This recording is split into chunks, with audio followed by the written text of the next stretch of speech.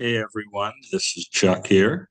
In this video here, we're going to talk about forecasting methods and selecting the appropriate forecasting methods. Now, what we mean here is selecting a method that matches up or is appropriate for the business environment and situation you're in. Excuse me, selecting an appropriate method is important because the forecast drives many of the other decisions of the organization, and as such, the forecast has to be representative of the world we operate within and predicts the demand relatively consistently and accurately. So the impact, therefore, of selecting an appropriate method means you're better able to plan, schedule, source, manage inventory, manage resources, meet customer needs, which leads to more revenue, lower costs, and therefore higher profits.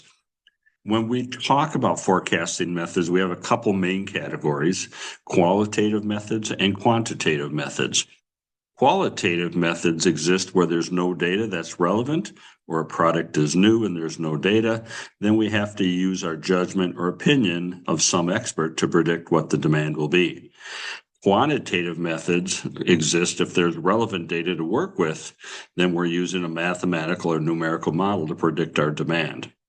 Within quantitative, there's two subcategories of where the data is coming from: extrinsic and intrinsic.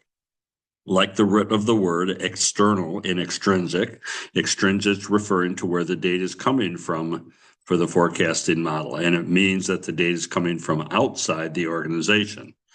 The other category of where data comes from, intrinsic, again, the word in, or the root of the word in intrinsic, is referring to where the forecasting data is coming from. And in this definition, the data is coming from internal or from within the organization.